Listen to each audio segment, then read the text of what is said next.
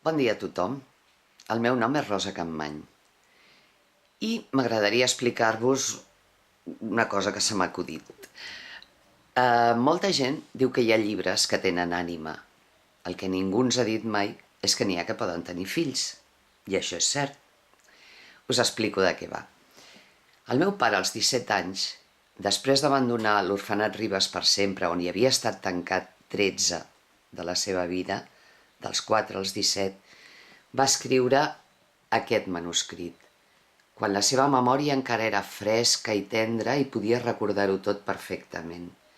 És un manuscrit escrit amb molta cura, molt bonic, molt ben fet, amb capítols, amb minicapítols, fantàstic, que tothom deia que s'havia de publicar.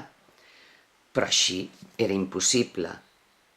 Aleshores, d'aquest llibre en va néixer un que sí era publicable i que es diu Sols.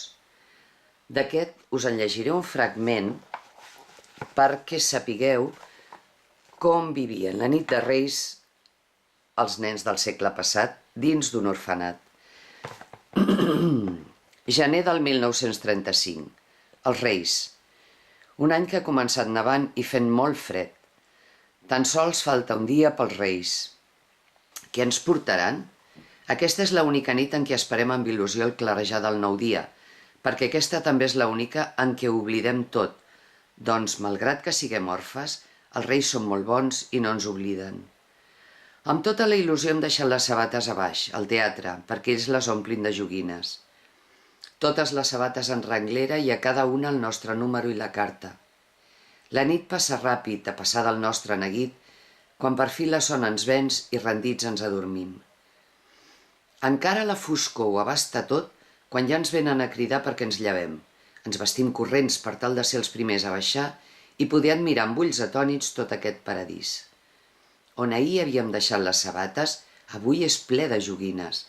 Cadascú busca el seu número i contempla una per una totes les coses demanades. I totes hi són.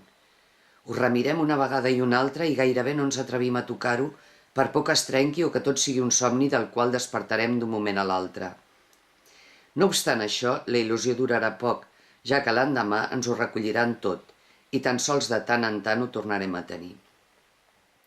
A més de les joguines de cadascú, aquest any ens han portat bicicletes per a cada classe. Tricicles per als més petits i bicicletes de dues rodes mitjanes per als més crescuts. Per als més grans, bicicletes de veritat, d'aquelles que moltes vegades hem vist als ciclistes. En disposem de 4 per cada classe i passem el dia fent curses. Deuen ser vora 11:15 de la nit quan ens desperta un soroll estrany i un cop desvetllats ens adonem que sonen xiulets barrejats amb el bordar dels gossos. El mestre, amb el davantal posat, corre cap a baix. Al cap d'una estona senten trets i nosaltres deduïm que probablement el vigilant hagi sorprès algú. El més atrevit obre la finestra per treure-hi el nas i veure què passa. Poc després torna el senyor Pi per dir-nos que no ha estat res, que tan sols es tractava d'un animal que s'havia escapat de la granja. L'endemà, en canvi, ens assabentem que han entrat lladres a robar i que n'han ferit a un i mort un altre. Per la pista encara es pot contemplar la sang del ferit. A la sala hi ha un vidre trencat i a la paret una bala. El mestre, a fi de fer-nos por, ens diu que dins el recinte en queda un amagat i ningú s'atreveix a acostar-s'hi. En entrar a classe, el mestre també ens comenta que els lladres eren 5, que han robat les bicicletes i totes les joguines, doncs han portat un camió molt gran. Al principi ens ho creiem, però més tard descobrirem que allò és mentida, i l'única veritat consisteix en que els assaltants volien endur-se les gallines i els conills de la masia, i que en veure's sorpresos pels gossos van intentar fugir. Amb aquesta excusa, però, no veiem mai més les bicicletes. Aquest és un tastet d'un capítol de Sols. Si us ha agradat, potser un altre dia us en puc llegir un altre. Moltes gràcies per haver-me escoltat. Fins aviat.